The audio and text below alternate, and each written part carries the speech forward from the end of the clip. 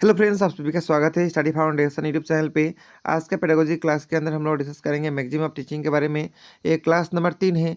इससे पहले क्लास आप सभी को डिस्क्रिप्शन बॉक्स में मिल जाएगा। और यदि आप सभी लोग को असम हिस्ट्री का ई बुक चाहिए तो इसका डायरेक्ट लिंक डिस्क्रिप्शन बॉक्स में मिल जाएगा। इसके अंदर सभी टॉपिक आप सभी को डिटेल में कवर किया गया है। और यदि इसका वीडियो वॉच करना है तो इस चैनल पर आप सभी को असम हिस्ट्री ऐसा करके एक सेपरेट प्लेलिस्ट मिल जाएगा, वहाँ पर जाके देख सकेंगे। तो आइए आज का वीडियो को शुरू करते हैं। तो चलिए वीडियो को शुरू करते हैं। आज हम लोग डिस्कस करेंगे maximum of teaching. Maxim word originate हुआ है लैटिन भाषा से प्रोपोस्टियो मैक्सिमा से, जिसका मतलब होता है most important proposition. The meaning of maximum teaching is very simple. Maximum teaching का मतलब जो है बहुत सिंपल है।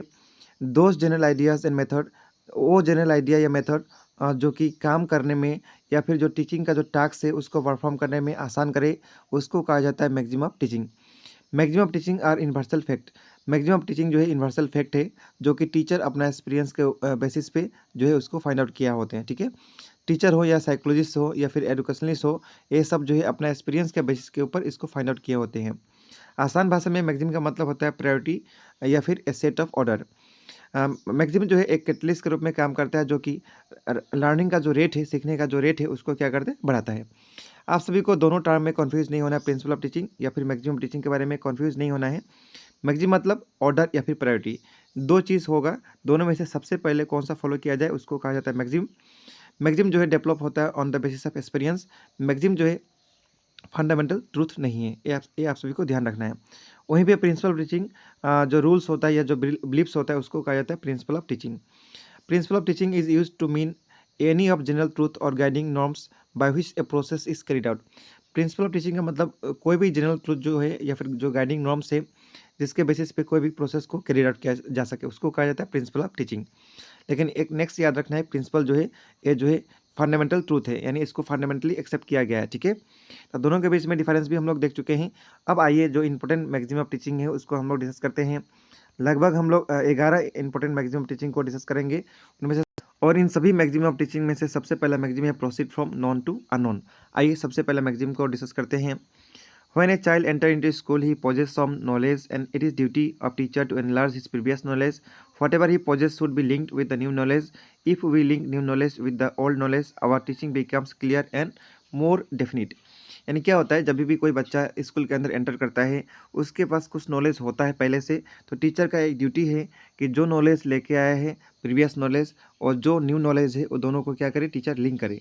इससे जो है टीचिंग क्या होगा, क्लियर और बहुत डेफिनेट होगा। ठीक है, this is natural method of learning, और ये जो है सबसे नेचुरल मेथड ऑफ लर्निंग इसको कहा जाता है।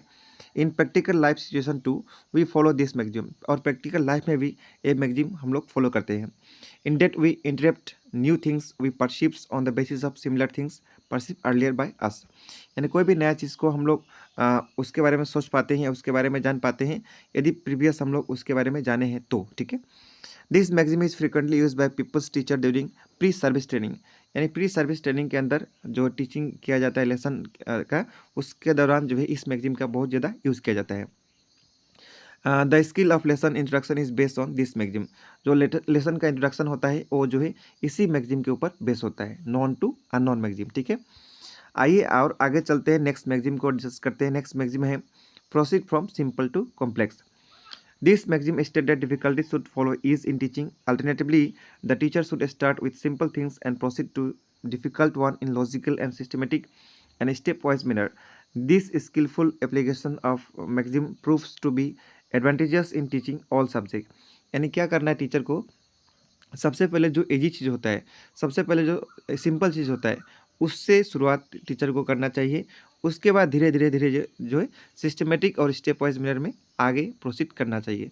तो लर्निंग जो है इससे क्या होगा, अच्छा होगा, और ये जो है सभी सब्जेक्ट के लिए उपयोगी है। In this process of teaching and learning, simple or easy things should be first presented to the student and gradually he should proceed towards complex or difficult things. इसमें क्या किया जाता है, टीचर को टीचिंग करते समय सबसे पहले सिंपल या फिर जो एजी थिंग्स है उसको सबसे पहले प्रेजेंट करना चाहिए, और ग्रेजुअली जो है कॉम्प्लेक्स और डिफिकल्ट थिंग के ऊपर पहुंचना चाहिए। The presentation of simple material makes learners interested, confident and feel encourage. और इस तरह प्रेजेंट करने से लर्नर्स के अंदर इंटरेस्ट आएगा, कॉन्फिडेंट होगा और बहुत एनकरेज होगा सीखने के लिए। ठीक है, As they will show interest towards the simple material, they become receptive to the complex matter. On the other hand, if complex matter is presented fast, the learner become upset, feel bored and find himself in challenging situation. लेकिन यदि इसका उल्टा कर दिया जाए, यानी सबसे पहले क्या कॉम्प्लेक्स चीज़ को सिखाया जाए और सिंपल को बाद में, तो इससे जो है बच्चा क्या हो जाएगा, लर्नर क्या हो जाएगा, अपसेट हो जाएगा, बोर हो जाएगा और चीज़ को सीखने में उतना इंटरेस्ट नहीं देगा.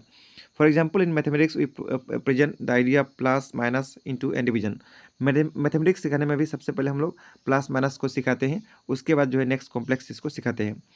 सिंपल और कॉम्प्लेक्स टर्म जो है ऑरिजिनेट हुआ लैटिन भाषा से, ये भी आप सभी को पॉइंट को ध्यान रखना है. नेक्स्ट मैक्सिम है proceed from concrete to abstract. Concrete से एब्स्ट्रैक्ट. कॉन्क्रीट चीज़ वो होता है जो सॉलिड थिंग होता है जिसको विजुलाइज किया जा सकता है, और एब्स्ट्रैक्ट थिंग वो होता है जिसको विजुलाइज नहीं कर सकते हैं, बस उसको इमेजिन कर सकते हैं. The child understand more easily when taught through their senses and never forget that material. Child भी वही चीज़ को याद रखता है जिसके अंदर वो सेंस यूज़ कर पाता है, उसको जल्दी से भूलता नहीं है. On other hand, if abstract things और ideas are presented they forget it soon. लेकिन वहीं पे यदि एब्स्ट्रैक्ट थिंग को सिखाया जाए, आइडियाज़ को बताया जाए, तो उसको चाइल्ड क्या होगा, जल्दी भूल जाता है. एस फ्रोबेल सेड, फ्रोबेल भी जो है फेमस साइकोलॉजिस्ट बोले थे, our lesson ought to be start in concrete and end in abstract. हमारा लेसन भी कॉन्क्रीट से स्टार्ट होना चाहिए, खत्म होना चाहिए एब्स्ट्रैक्ट पे. ठीक है. For example, when we teach the solar system we first visualise the sun through our senses.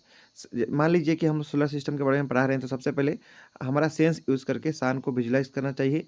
And gives concept of 8 planet. उसके बाद 8 प्लेनेट का कॉन्सेप्ट के बारे में बताना चाहिए. उसके बाद गैलेक्सी, उसके बाद मेटियोर्स. स्टार्टिंग में गैलेक्सी के बारे में बताएंगे तो ये जो है कॉम्प्लेक्स हो जाएगा, यानी ये एब्स्ट्रैक्ट हो जाएगा. Through this process, the learner understand the material more easily. Some power of imagination also develop in them. इससे जो है कोई भी चीज़ को लर्नर को सीखने में आसान होगा और इसके अंदर इमेजिनेशन पावर भी डेवलप होगा.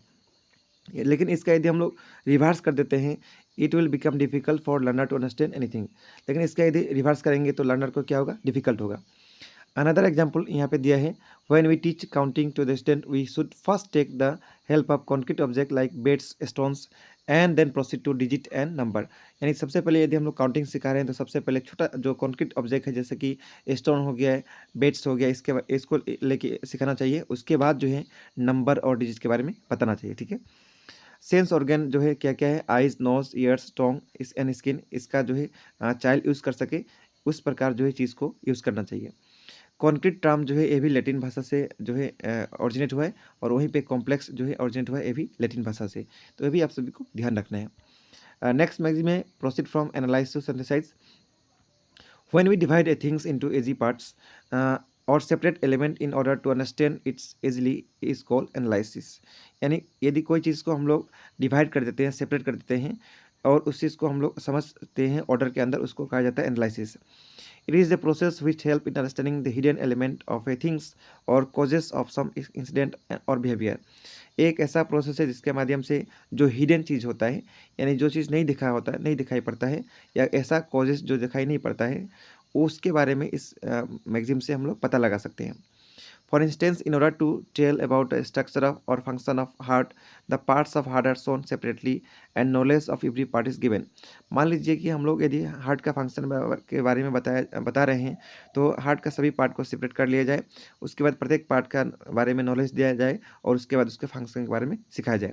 After it the student are made to understand the structure और system of working of heart. और इसके बाद जो है स्टूडेंट लोग उसके बारे में स्ट्रक्चर और उसका वर्किंग के बारे में समझ सकेंगे. In this way even a very difficult things can be easily understood.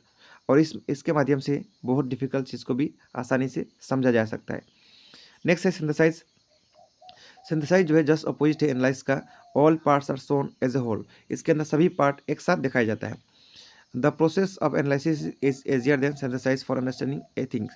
लेकिन जो है एनालाइज का जो प्रोसेस है वो सिंथेसाइज से क्या है, एजियर है. This process develop the analytical power of student. It is best method of starting the teaching process. ये जो है ये मेथड से जो है एनालिटिकल पावर डेवलप होता है और ये सबसे बेस्ट मेथड है स्टार्ट करने के लिए. For example, while teaching digestive system, we should first analyze the different parts of digestive system one by one and gives the scientific view of it. तो मान लीजिए यदि हम लोग सिखा रहे हैं डाइजेस्टिव सिस्टम के बारे में, सबसे पहले इसका डिफाइंड पार्ट के बारे में एनालाइज करना चाहिए वन बाय वन. उसके बाद इसका व्यू के बारे में बात करना चाहिए. Hence a good teacher always proceed from analyse to synthesise. और एक अच्छा टीचर जो है हमेशा एनालाइज से सिंथेसाइज के ओर प्रोसीड करता है. This magazine favour gestalt and motivation of learning. Gestalt का लर्निंग जो था और मोटिवेशन ऑफ लर्निंग जो थ्योरी था वो जो है इसी जो है मैगजीन को फॉलो करता है और इसको जो है फेवर करता है। तो याद रखना है गेस्टल्ट लर्निंग जो है या फिर मोटिवेशन का जो लर्निंग है एक कौन सा मैगजीन फॉलो करता है, proceed from analysis to synthesis. इसके बाद नेक्स्ट मैगजीन है proceed from particular to general. A teacher should always proceed from particular to general statement. General fact, principle and ideas are difficult to understand. General idea जो होता है वो शुरुआत में सीखने में या उसके बारे में समझने में डिफिकल्ट होता है। Hence the teacher should always first present particular things. इसलिए टीचर को सबसे पहले पर्टिकुलर चीज़ को प्रेजेंट करना चाहिए and then lead to general idea, उसके बाद जनरल आइडिया के साथ में जाना चाहिए। Suppose the teacher is teaching continuous tense while teaching English. मान लीजिए टीचर जो है कॉन्टिन्यूस टेंस के बारे में बता रहे हैं जब इंग्लिश टीच कर रहे हैं। He should first of all give few example. तो टीचर को सबसे पहले कुछ एग्जाम्पल देना चाहिए and on the basis of those make them generalise that this tense is use to denote an action that is going on that time of speaking.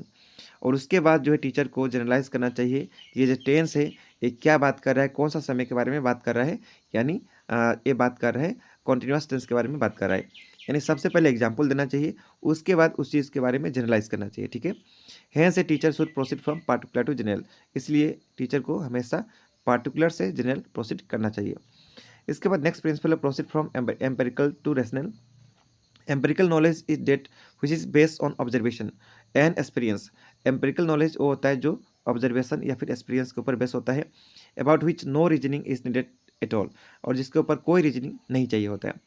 यानी आसान भाषा में it is a concrete particular and simple. ये चीज़ क्या हो जाता है, concrete हो जाता है, पार्टिकुलर या फिर सिंपल हो जाता है। We can feel and experience it, हम इसको फील कर सकते हैं और इसके बारे में एक्सपीरियंस भी कर सकते हैं। On other hand rational knowledge is based on argument and explanation.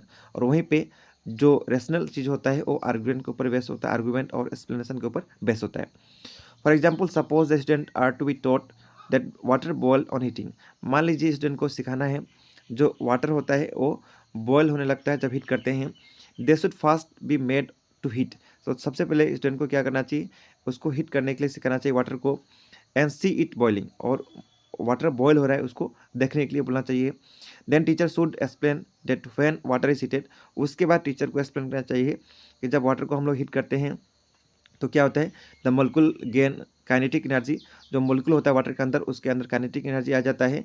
And there is thermal agitations of the molecule, और उसके बाद उसका मोलिक्यूल जो होता है उसके बीच में झगड़ा होता है और जिसके बाद वाटर क्या होता है, बॉयल होने लगता है। This maxim is extension of some of previous maxim. ये मैगजीम जो है प्रीवियस मैगजीम का कुछ एक्सटेंशन है, namely proceed from simple to complex. Simple to complex maxim जो डिस्कस किए थे उसका एक्सटेंशन वर्सन है, या फिर कॉन्क्रीट टू एब्स्ट्रैक्ट का है, या फिर पार्टिकुलर टू जनरल। यानी जो मैगजीम पहले डिस्कस कर चुके हैं उसका ये एक्सटेंशन फॉर्म है। ठीक है, इसके बाद नेक्स्ट मैगजीम है proceed from induction to deduction. ये भी सबसे इंपॉर्टेंट मैगजीम है। इंडक्शन जो है ये डेवलप किया गया था हर्बर्ट स्पेंसर और बेकन के द्वारा। It is based upon example to formula. यानी ये एग्जाम्पल से जो फार्मूला मैगजीम है या एग्जाम्पल से जो फार्मूला हम लोग सिखाते हैं उसके ऊपर बेस है। और डिडक्शन वर्ड जो है एरिस्टोटल के द्वारा दिया गया था। ये इंडक्शन का अपोजिट है। इसके अंदर सबसे पहले फार्मूला दिया जाता है, बाद में एग्जाम्पल दिया जाता है। डिडक्टिव अप्रोच जो है टीचर सेंटर्ड अप्रोच है। इसके अंदर टीचर सबसे पहले कॉन्सेप्ट को सिखाते हैं, एक्सप्लेन करते हैं, उसके बाद स्टूडेंट जो है उस कॉन्सेप्ट को यूज़ करके प्रैक्टिस करते हैं। लेकिन इंडक्शन के अंदर, इंडक्टिव प्रोसेस के अंदर ऐसा नहीं होता है। इंडक्टिव के अंदर सबसे पहले स्टूडेंट नोटिस करते हैं, टीचर और स्टूडेंट जो है मिलकर बहुत सारा एग्जाम्पल के ऊपर डिस्कस करते हैं, उसके बाद फाइनल कंक्लूजन के ऊपर पहुंचते हैं, कॉन्सेप्ट सीखते हैं। ठीक है, तो ये सबसे बढ़िया मेथड है, सबसे बढ़िया तरीका भी है सीखने के लिए। हम लोग इस वीडियो में इतना ही डिस्कस करेंगे, और भी कुछ जो है यहाँ पे मैगजीन बचा हुआ है इसको हम लोग नेक्स्ट वीडियो के अंदर डिस्कस करेंगे। और नेक्स्ट वीडियो के अंदर हम लोग क्वेश्चन भी इस टॉपिक के ऊपर जो प्रीवियस एग्जाम में आया है उसको डिस्कस करेंगे। इस वीडियो में इतना ही रहेगा, मिलेंगे नेक्स्ट क्लास के अंदर। Thank you.